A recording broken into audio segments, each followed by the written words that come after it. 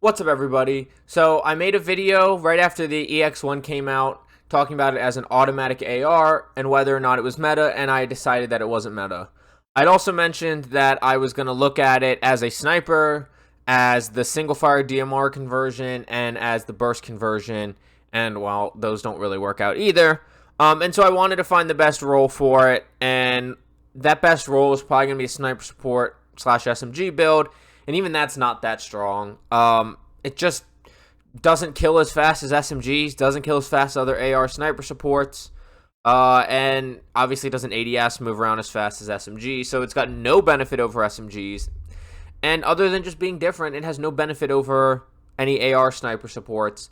And then you have the added fact that it's a laser gun, so it automatically has tracers, even though they're not really tracers, which get in the way. There's not even an option to silence this gun if you want. And so I was hoping to find a role for it, and there's just really no role for it. I mean, if you don't believe me yourself, we're about to go into the loadout. You can try it out for yourself. It's something different if you want to have some fun, but it's not really worth anything other than maybe some interesting death comms. So we can go and jump to the loadout, show you the loadout. I'll jump over to sim.gg, show you comparisons there between the other ARs, and show you this thing's really not worth it. So before I get into that, I did test all this out while playing live on Twitch. I'm streaming almost every day. The link is down below for my Twitch. If you want to check that out, please do. I'm starting to stream pretty much every day. So let's go ahead and jump into the loadout now. Okay, so we're starting off with the coil amp. It helps vertical recoil control, which is very important. This gun's like all vertical recoil, and it increases damage, which is the main reason I chose this. Just try to get up that TTK. And then it hurts the damage range, but in an SMG and a sniper support, that's not a huge deal. You could go with the TLL disc trim, but that hurts damage, so when you get in the up-close fights, you're really not going to do well, and it's not worth it for damage range. And then you have the magnified relay, which its only real benefit is it helps with ammo reserve. There's not a whole lot of horizontal recoil, so that's not really helping us. So we end up with the coil amp. Then the choice for an SMG is really going to be between the instant grat or the dim uproot shoot. Obviously, we're avoiding burst.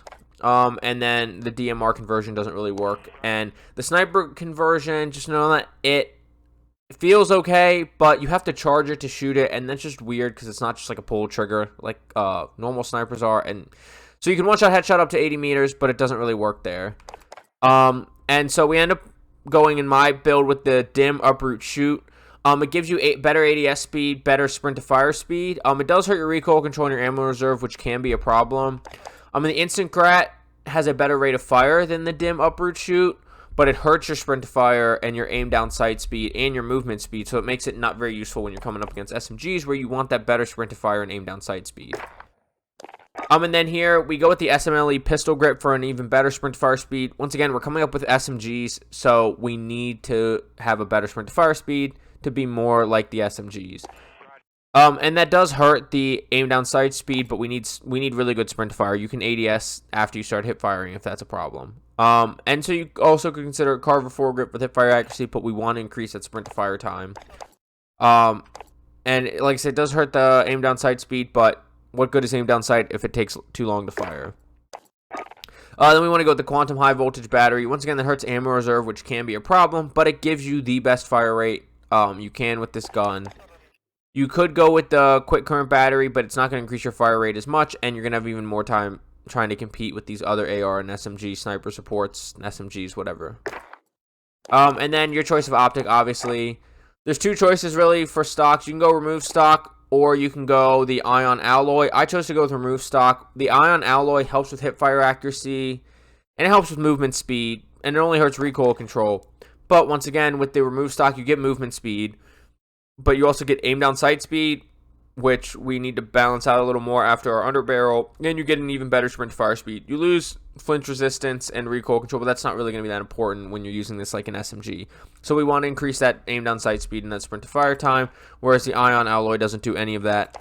And the ion alloy actually gives you less movement speed increase as well. Then we're going fleet. There's a couple of different options. You go fleet, you go frenzy, spotter maybe, but I wouldn't recommend it. You could also go steady. Really, I'd go fleet, steady, or Frenzy for an SMG build. It's kind of up to you, but I like going with Fleet for that overall movement speed and weapon swap quickness since I'm using the snipers with it as well. But I'd probably go Fleet or Steady. And then on hand to give you an even better ADS time, which, like I said, you're going to need against the SMGs. Although this is an ugly build, it looks atrocious, but it is the best build. It's the most useful use for this gun. So, like I said, the DMR didn't really work out. It just had too much recoil in between taps, and so it was like after the DMR and the Type 63 got nerfed, where they just weren't usable because you couldn't hit enough shots as quickly as you'd like. Same thing with the burst. The burst spread is too much, so it's really hard to hit more than one shot per burst, and that's just going to be too slow time to kill. And like I said, on the sniper build, it will one-shot headshot at 80 meters. That's the farthest of any light snipers. But you have to hold down and charge, and only does it with a charge. Otherwise, the single fire doesn't do anything better than the DMR build, and you might as well use the DMR for the better fire rate. So that's just kind of awkward and doesn't feel good. And so you end up with this monstrosity that just looks stubby and weird. And so this gun just really has no place. If you're just here for the loadout, I really do appreciate you watching. If you want to go more in depth, I'm jumping over to sim.gg right now and show you why this thing is so bad. Okay, now we're over here on sim.gg. You can see I have the EX1 built the exact same as I just had it on screen for you. We have the Cooper carbine with the sniper support build that with the recoil booster, the Cooper custom 9mm 60 and the compressed rounds, which is what's important. The AS44 should actually be recoil booster, which is going to change this even more. And I just used the sniper support build from sim.gg because I don't really use the AS44 too much. KG with my sniper support build with the recoil booster, the rapid barrel, the 8mm and lengthened and vital. And then the Volk should once again be recoil booster because that's sim.gg's build. With the Krausnik barrel and the Garanko rounds lengthened, Fleet and on hand. Should be gung ho for the instant sprint to fire time. And so you look, all the other guns kind of mix and intersect with each other at some points. When you look at the chest, the EX1 stays far away from everybody, and at range it only gets farther. That's for the chest. Stomach, the EX1 actually does better than the KG at the stomach until it drops off, and then it's significantly worse.